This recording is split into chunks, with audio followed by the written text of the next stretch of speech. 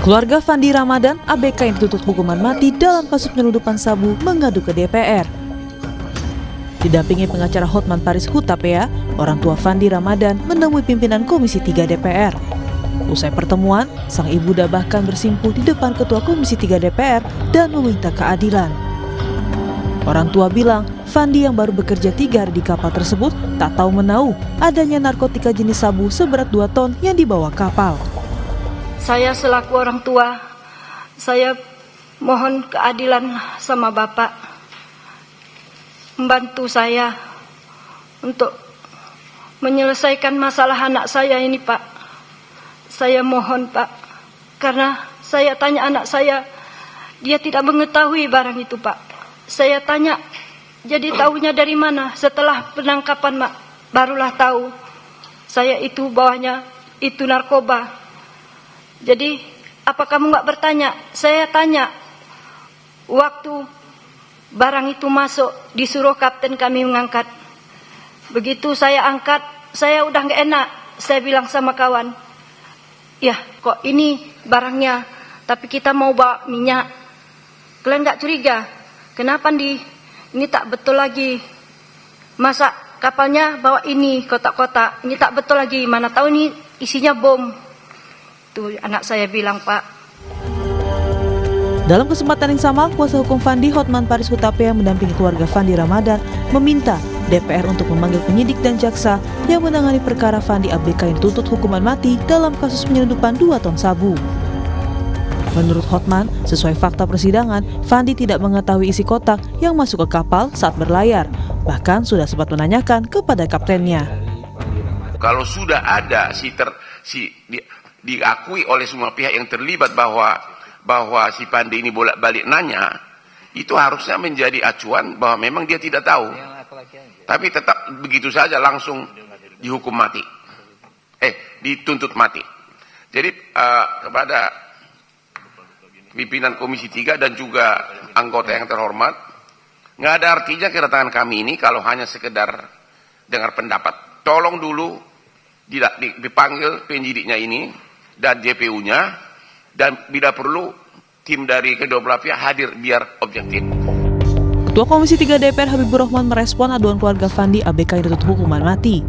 Habibur Rahman mengatakan tuntutan mati terhadap Fandi janggal karena Fandi jelas bukan mastermind atau orang yang paling diuntungkan dalam penyelundupan narkotika.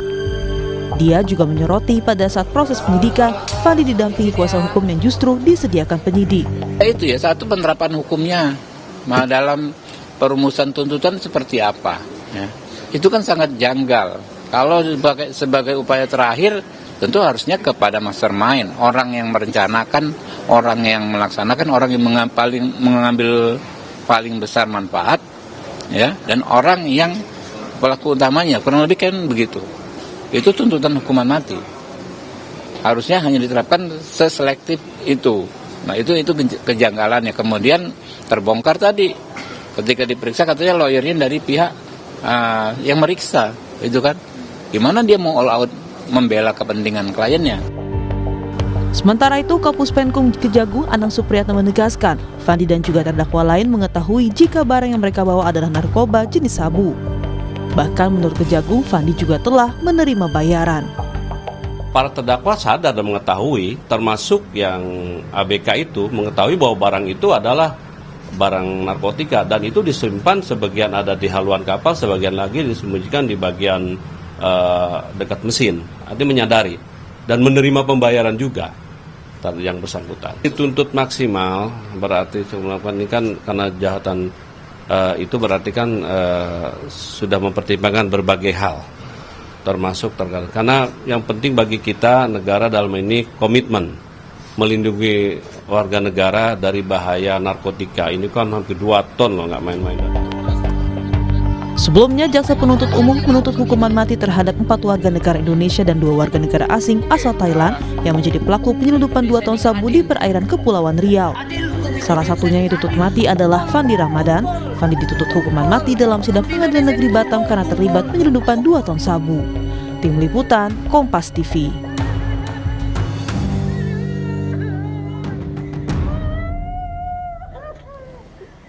Keluarga Fandi Ramadan ABK yang dituntut hukuman mati dalam kasus penyeludupan sabu mengadu ke DPR. Komisi 3 DPR menilai tuntutan mati terhadap anak buah kapal janggal karena terdakwa bukan mastermind atau orang yang paling diuntungkan dalam penyeludupan narkotika. Lantas apa yang menjadi pertimbangan jaksa memberikan tuntutan hukuman mati terhadap Fandi dan apakah kasus ini akan berakhir adil? Kita akan bahas bersama dengan mantan Kapus Penkum Kejagung, Jasman Panjaitan, dan juga pakar hukum pidana Universitas Tarumanegara, Heri Firmansyah. Selamat pagi Pak Heri, Pak Jasman. Selamat pagi Pak. Ya, bisa mendengar suara kami Pak Jasman, Pak Heri? Oke, baik. Saya ke Pak Jasman terlebih dahulu. Pak Jasman, kalau Anda mungkin kemarin juga melihat RDP yang dilakukan oleh DPR dan juga pihak keluarga korban, atau keluarga terdakwa maksud kami, ini kan banyak beberapa pernyataan yang disampaikan kuasa hukum terkait baru bekerja 3 hari, kemudian kapal yang diawaki ini berbeda dengan yang di awal, kemudian juga mengaku tidak tahu soal apa yang mereka bawa di dalam kapal. Apakah kemudian tuntutan jaksa hukuman mati terhadap Fandi ini tepat? Baik, sebelum saya mengomentari itu, pertama-tama saya ingin sampaikan bahwa penerapan hukuman mati di Indonesia masih berlaku. Itu dulu yang pertama. Ya. Terkait masalah kasus ini, apakah itu adil atau bagaimana, ya itu nanti kita serahkan kepada pengadilan.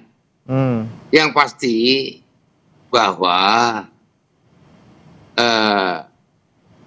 para terdakwa yang didakwa melakukan perbuatan itu telah sesuai dengan undang-undang. Karena juga tolong dipahami bahwa untuk tuntutan hukuman mati seperti ini itu pasti sampai ke pimpinan di Kejaksaan Agung. Minimal Jampidum harus tahu itu. Dan saya kira ini juga biasanya sesuai dengan mekanisme yang ada di kejaksaan itu selalu melalui proses minta tuntutan pada pimpinan, dan itu perkara itu diekspos, tidak semata-mata begitu. Nah, di sini kalau ada keraguan, seharusnya kalau ada keraguan bahwa dia tidak ini, ya ini mungkin ini kan asumsi ya. Pendapat. Jadi kita juga tolong juga melihat kasus ini dari sisi positif ya, bahwa Kejaksaan Agung dalam hal ini jaksa atau penuntut umum di Batam itu sudah melakukan penuntutan secara benar sesuai dengan undang-undang. Soal penerapan hukuman mati, bahwa itu juga betul apa yang dikatakan oleh Ketua Komisi 3, bahwa itu adalah alternatif sekarang. Berdasarkan peraturan hukum acara pidana, bahwa hukuman mati bukan lagi pidana pokok di Indonesia. Jadi nggak perlu kita terlalu ya menangkap ini dengan kepala panas ya. Kita lihat aja dulu. Baik. Itu salah satu komentar saya. Komentar saya juga yang ini mengenai penuntut umum yang langsung kebakaran jenggot karena dia menuding bahwa masyarakat dan anggota DPR intervensi. Salah, itu nggak benar, itu bukan seorang public speaker yang baik itu ya. Itu memang perlu ditegur itu siapa. Tapi soal tuntutan ini saya kira sudah sesuai. Jadi kalau soal intervensi ini Pak tidak setuju Pak Jasman? Ya harusnya tidak begitu cara menjawabnya. Seorang public speaker, dan itu salah satu tugas dan tanggung jawab saya kalau ngajar di Baliklah. Saya ngajar public speaking di desa. Saya tidak pernah ajarkan seperti itu dan tidak boleh menantang begitu. Ya udah. Oke. Apa aja. Baik. Normatif aja gitu jawabannya. Gitu. Baik, kemudian Pak Jasman yang menjadi pertanyaan juga ini kan memang hukuman mati masih berlaku tapi kemudian dilakukan ataupun diterapkan secara selektif dan juga ini adalah upaya terakhir ataupun alternatif seperti itu. Nah kalau Anda melihat perjalanan kasus dari ABK ini yang kemudian akhirnya dituntut mati, melihat kemudian pengakuan dari terdakwa yang mengaku tidak tahu apa yang dibawa gitu, apakah kemudian ini tepat? Apalagi sekarang yang punya kapal ini belum tertangkap gitu pelaku utamanya. Ya, itulah mungkin yang bisa menjadi catatan kita, gitu, ya. Tapi yang penting tadi, yang pasti tadi bahwa itu penerapan hukuman mati itu seperti yang saya katakan tadi masih berlaku di Indonesia. Nah, ini yang nanti kalau misalnya itu dieksaminasi perkaranya, nah, dan saya yakin seperti tadi saya sampaikan, ini ada proses expose. Expose ini pasti expose di Kejari Batam, expose di Kejati Riau, terus di Kejati, terus expose di Kejaksaan Agung. Pasti itu. Nah, pasti itu semua dilalui. Jadi tolong kita saling percaya. Percaya. Baik. Nah, itu tuh. Baik. Jadi soal nantinya, ya, tuntutan mati itu tuh nggak gampang, Pak, nggak gampang. Ya. Oke, baik. Saya ke Pak Heri. Pak Heri, kalau Anda melihat juga perjalanan kasus dari ABK Fandi ini, kemudian kemarin juga kita dengar bersama-sama mungkin ya, RDP bersama dengan kuasa hukum keluarga korban, keluarga terdakwa. Bagaimana kemudian Anda melihat kemarin yang disampaikan oleh kuasa hukum, banyak kejanggalan-kejanggalan yang kemudian disampaikan dan menilainya ya jangan tuntutan mati dong, ini kan pelaku utamanya belum tertangkap gitu. Baik, suara saya terdengar ya? Ya, terdengar, Pak Heri. Ya, bagaimanapun kita nggak tahu fakta hukum di persidangan kemarin ya, karena tidak tersampaikan lewat media secara detail informasinya. Yang paling penting adalah dalam suatu persidangan itu adalah mengurai fakta-fakta hukumnya. Kemudian pendekatan fakta hukum itu akan dijawab lewat teori hukum misalnya, atau asas hukum yang ada. Kalau tadi ingin membantah, tentunya menggunakan asas hukum hinstaf sonder schools, misalnya tiada pidana tanpa kesalahan, karena dianggap dia tidak tahu gitu ya, barang yang dibawa itu adalah narkoba, atau bicara tentang hukum yang lain, misalnya ada teori will and advertence, teori dia berkehendak mengetahui tadi, sehingga dengan itu dia bisa dipidana. Nah itu kan dasar dalam konteks teori yang dikaitkan dengan fakta. Nah yang penting adalah bahwa ada undang-undang lain yang harus digunakan untuk melihat kasus ini secara menyeluruh, karena ini kan terjadinya dalam konteks berlayar ya di laut, maka undang pelayaran pun menjadi penting untuk diteliti di sini. Bagaimana adanya pertanggungjawaban pidana itu tidak melekat pada seorang nakoda. Dalam hukum pidana ada istilahnya delik propria. Propria itu dia menyangkut pada status atau jabatan khusus tertentu. Nah salah satunya adalah nakoda misalnya. Agar kita bisa melihat bahwa siapa sih yang sebenarnya punya tanggung jawab yang besar dan mengetahui punya kehendak dan tanggung jawab yang tentunya diatur secara limitatif ya dalam suatu aturan undang-undang tadi, yang dia sebenarnya punya peran besar untuk barang itu naik, keluar ataupun berhenti kapal, itu kan bagian dari mekanisme pelayaran yang perlu dipahami juga. Nah, kita tidak mengetahui apakah kemarin dalam upaya jawab-menjawab ataupun membuktikan itu teman-teman penasihat hukum juga concern terhadap isu-isu tadi begitu ya, kemudian menghadirkan saksi yang relevan. Kalau kemarin disampaikan hanya mendasarkan pada konfirmasi dari yang langsung ya, dan atau yang mengatakan memang ada konfirmasi dari si Fandi terkait dengan isi muatan dari kapal tersebut apa. Nah ini kan kemudian dikonstruksi bahwa Fandi itu sebenarnya dia tidak mengetahui apa isi dari tersebut. Ya. Mungkin kalau dia tahu dia nggak akan melakukan. Sedangkan versi dari teman-teman kejaksaan ini dia mendapatkan upah gitu ya. Kemudian dia melakukan bongkar muat itu tidak tempat semestinya. Harusnya kan misalnya di pelabuhan, ya kan? Itu pun pelabuhan yang harusnya tercatat secara resmi untuk turun muat suatu muatan tadi. Ini sedang di tengah-tengah laut. kemudian melepaskan bendera kapal. Ini pelanggaran-pelanggaran yang mengerucut pada asumsi dugaan ini juga mengetahui tindak pidananya.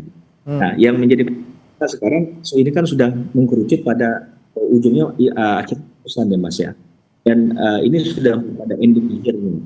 Masalahnya ketika kasus ini diangkat dan nanti rekomendasinya dari teman-teman yang di pihaknya Mas Fandi, ini kan teman DPR memanggil penyidik, memanggil penuntut umum. Yang saya khawatirkan adalah ini bukan masalah intervensi ya, tapi kita mulai berpikir secara kritis, apakah begini cara mengkoreksinya dengan memanggil tadi, kemudian apa hasil akhirnya yang nanti akan diharapkan? Apakah kemudian diikuti membuktikan lagi di Komisi 3 nanti atau seperti apa? Nah, saya sependapat bahwa peran DPR dalam Komisi 3 ya yang dilakukan oleh teman-teman DPR untuk mengawal kasus untuk menghasilkan atau menciptakan keadilan masyarakat bagi mereka yang mencari keadilan. Tapi dalam perspektif bahwa kemudian ini mengkoreksi sistem pidana, kemudian ada bukti membuktikan lagi sistem gelar perkara dan lain sebagainya. Nah, ini yang saya khawatir kemudian mengganggu tatanan hukum acara pidana kita secara keseluruhan. Dan tentunya perkara-perkara yang akan muncul yang demand-nya, permintaannya sama, yaitu dapat semacam ini untuk dan terhadap trust hukum kita juga semakin sulit diselamatkan. Baik, ini yang kami ingin tanyakan lagi nih kepada Pak Jasman, soal kita kan memang ada di luar ini ya, kita tidak tahu secara detail fakta-fakta persidangan yang terungkap di dalam sidang, tapi kemudian kita melihat secara luar gitu mungkin. Ini kan 6 yang kemudian dituntut hukuman mati maksimal, padahal mereka juga punya peran yang berbeda-beda, terutama di sana ada nakoda, ada yang hanya ABK, bahkan hanya baru bekerja 3 hari. Kemudian jika dipukul rata nih, Pak Jasman, ketika ada suatu kasus yang peran yang berbeda-beda, ini terdakwa dituntut dengan seragam semuanya. Apakah ini kemudian masuk akal, Pak, melihat tadi peran terdakwa masing-masing ini berbeda? Ya, baik. Jadi ini kan tuntutannya ada sebelum menuntut itu kan dilihat ada suatu kerjasama yang erat di antara pelaku. Jadi pasti ada kerjasama yang erat. Itu itu harus terungkap. Tidak pertama di dalam berkas penyidik Polri harus juga mengungkapkan itu. Dan itu diyakini oleh jaksa, maka jaksa mengajukan tuntutan hukuman mati. Tadi kan sudah disebutkan oleh Kapuspen bahwa barang buktinya itu kan 2 ton, gak tanggung-tanggung itu. Dan coba kita berpikir sebaliknya, bagaimana kalau itu berhasil? Berapa banyak masyarakat Indonesia yang hancur gara-gara 2 ton barang itu? Jadi kita juga jangan terlalu terbawa perasaan karena itu tuntutan hukuman mati. Dan jangan kita terlalu hanya percaya saja ya terhadap pengakuan si tersangka, terdakwa. Jangan hanya terlalu percaya. Mari kita uji keterangan daripada terdakwa ini dengan fakta-fakta lain. Ya. Itu yang terpenting gitu. Nah, ini kemudian memang pembuktian antara dia tahu atau tidak tahu ini, Pak Jasman. Bagaimana kita bisa tahu ataupun bisa mempertimbangkan bahwa yang bersangkutan tahu, yang bersangkutan tidak tahu, sehingga tuntutannya sekian seperti itu? Nah, ya itu dari fakta-fakta perbuatan yang lain, kan gitu. Oke, kan baik. Yang melakukan itu kan ada beberapa orang. Dari fakta-fakta perbuatan yang lain itu yang saling berkaitan. Itu alasannya gitu Pak. Baik, saya kembali ke Pak Heri. Pak Heri, ini kemudian pelaku utama ataupun pemilik utamanya ini belum tertangkap gitu, yang punya kapal, sebagai orang yang ya kita bisa mungkin asumsikan, kita duga gitu ya, ini punya kaitan dengan peredaran narkoba lintas negara ini. Kemudian jika yang ada di bawahnya yang sudah tertangkap sekarang, yang sudah menjalani persidangan sampai terdakwa 6 orang, ini sudah dituntut mati seperti itu. Apakah ini kemudian juga bisa menjadi kecurigaan? Ini memutus rantai proses hukum terhadap orang-orang yang ada di atasnya seperti itu. Saya belum sampai pada keyakinan. Yang pasti poin yang penting juga adalah ini menjadi tidak tuntas ketika ada orang katakanlah dibutuhkan menyuruh gitu ya. Siapa yang menyuruh kapten tadi? Apakah seorang kapten itu punya inisiatif sendiri? Padahal kalau kita kalkulasikan secara uang itu nilainya kan gitu kan, hasil dari 2 ton sabu tadi atau 2 ton narkoba tadi, ini kan sesuatu yang mungkin dilaksanakan oleh kapten kapal. Berarti kan ada pelaku lain yang sebenarnya perannya jauh lebih besar dan itu yang mainnya. Ada juga, tapi ada cerita ini, ibaratnya film pembuat pentingnya, jadi kesadarannya. Nah ini yang harusnya diungkap. Jalinan ceritanya menjadi untuk ada keadilan ketika seseorang itu kemudian dikenai pidana. Dasar bahwa ya ada kausalitas tadi kan, hukum itu muncul di sana. Melakukan apa dengan pasal itu dia bertanggung jawab. Nah dalam banyak perkara narkoba, pemberantasan dan penegakan hukum narkotika ini kita sesal eksekutor lapangan, para pelaku lapangannya tertangkap begitu ya, istilahnya dalam tanda petik itu, tapi mereka yang sebenarnya harusnya tidak lepas dari tanggung jawab hukum sesuai dengan asas legalitas itu malah tidak pernah tersentuh. Kan kita nggak tahu orang itu benar ada namanya itu apa enggak juga kita nggak tahu. Nah, ini kan jadi sangat serius. Munculnya kasus Pandi ini memperlihatkan kepada banyak hal-hal yang perlu diperbaiki negara, khususnya di tindak pidana narkotika. Oke, baik. Oke, baik. Saya kembali ke Pak Jasman. Pak Jasman, mungkin kita kemarin kembali ulas gitu yang disampaikan oleh kuasa hukum dari terdakwa ini, Hotman Paris, yang menyampaikan ada kejanggalan di mana yang bersangkutan ini awalnya kan harusnya naiknya kapal Northway gitu, North Star maksud kami. Kemudian diinapkan dulu 10 hari karena kapal yang North Star ini tidak ada gitu atau belum ada. Kemudian ada kapal baru namanya Sea Dragon. Nah, ketika melihat ada kejanggalan ataupun fakta seperti itu, bisa nggak kita melihat bahwa Fandi ini tidak sepenuhnya salah loh. Dia juga sebagai orang yang dalam tanda kutip ini diduga menjadi korban juga dari pemain yang lebih besar seperti itu. Ya. Jadi apa yang disampaikan oleh ini yang disampaikan itu kan pendapat Pak, penilaian gitu. Jadi tidak salah sih orang menilai gitu ya, silakan aja. Cuma sekarang kita selaku masyarakat menilai apakah jaksa salah, kan itu jadi persoalan. Kalau saya itu apakah di sini ada jaksa yang salah? Saya katakan tidak. Kenapa? Karena itu sudah melalui prosedur. Saya tadi sudah katakan bahwa setiap tuntutan hukuman mati itu harus ada persetujuan Jampidum atau bahkan Jaksa Agung. Itu karena Jaksa Agung itu sebagai dominis litis, ya. Jadi tidak salah. Soal ada perbedaan pendapat bahwa ini kan udah begini, ini begini, termasuk Hotman Paris, silakan aja. Ya, sudut pandang pengacara kan beda dengan sudut pandang jaksa. Nah, ini yang jadi kita jangan membuat gaduh penegakan hukum ini gitu loh. Oke. Itu ya silakan aja berpendapat, tapi pendapatnya itu penilaian. Ya, semua itu penilaian. Oke. Jadi baik. nanti kita serahkan aja ke Badan Peradilan. Itu Pak, siap. Nah, kemudian kalau misalnya ada pendapat berbeda atau mungkin ada istilahnya dorongan untuk bisa mengevaluasi ataupun melihat persidangan ini lebih jelas, apakah perlu eksaminasi nih Pak Heri, karena ada dorongan juga dari Komisi 3 bahwa perlu nih ada eksaminasi oleh Kejaksaan Agung, padahal kita tahu sendiri nih ada agendanya untuk vonisnya ini tanggal 5 Maret, sekarang sudah tanggal 27 seperti itu. Kira-kira mungkin nggak kalau kita ajukan eksaminasi gitu? Ya. Masalah limitasi itu juga perlu diperhatikan. Ya, itu memang salah, itu mekanisme yang benar.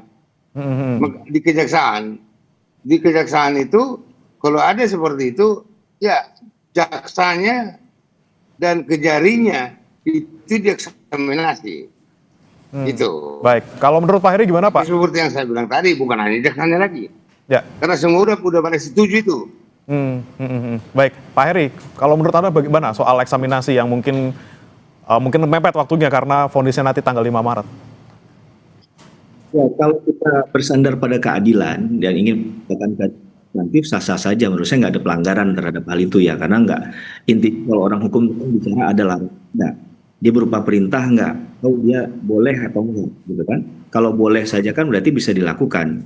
Tinggal bagaimana hakim nanti ya terhadap hal itu. Dan ini kan harus ada kebesaran juga dari teman-teman kejaksaan kan untuk melakukan hal. Menurut mereka melakukan prosedurnya secara tepat begitu ya, secara profesional. Kemudian ada indikasi dari katakanlah Mas Fandi ya, menyatakan bahwa dia sebenarnya tidak bersalah dalam kasus ini. Yang sayangkan ini udah mau di ujung nih. Kalau di perubahan nanti seperti apa begitu penyesuaiannya. Dan itu bisa jadi role model baik bagi banyak perkara. Dan apalagi untuk perkara-perkara tindak pidana narkotika, korupsi, terorisme misalnya, pelanggaran itu dipakai dengan cara yang aman gitu. Sehingga harus ada kehati-hatian dalam penggunaan mekanisme tadi, dan kemudian arahnya secara objektif untuk apa. Kalau memang untuk keadilan, itu memang untuk keadilan tanpa hal-hal yang lain dan bisa dipertanggungjawabkan secara hukum ya sah-sah saja, monggo-monggo saja dilakukan. Tapi ya ini hanya untuk case tertentu saja. Ke depan ketika ada yang meminta tidak diberikan. Nah, ini kan masalah nanti menurut saya. Jadi pemberian hak hukum itu harus bicara tentang konsepnya adalah equality, kesetaraan untuk semua gitu ya. Kan hanya untuk saja gitu. Oke, tentunya bagaimanapun dinamika yang terjadi di proses peradilan ABK ini, kita harapkan nanti kasusnya berakhir adil. Terima kasih Pak Jasman Panjaitan, Kapus Penkum Kejagung 2019-2010 dari Kejagung. Kemudian ada juga Pak Heri Firmansyah, pakar hukum pidana dari Universitas Tarumanegara sudah bergabung bersama kami di Sapa Indonesia Pagi. Selamat pagi. Kami akan kembali dengan informasi lainnya. Saudara, warga desa Ketewel, Gianyar, Bali dikejutkan dengan kasus mutilasi di muara sungai Wosteben. Diduga sementara korban merupakan warga negara asing. Informasinya saat lagi.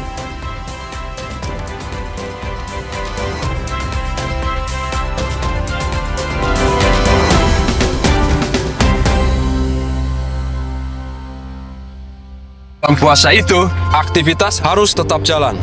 Untungnya ada Le Mineral. Le Mineral mengandung mineral alami, jaga tubuh bekerja optimal saat berpuasa. Alhamdulillah, seger. Le Mineral, penuhi kebutuhan mineral selama berpuasa. Ramadan berawal dari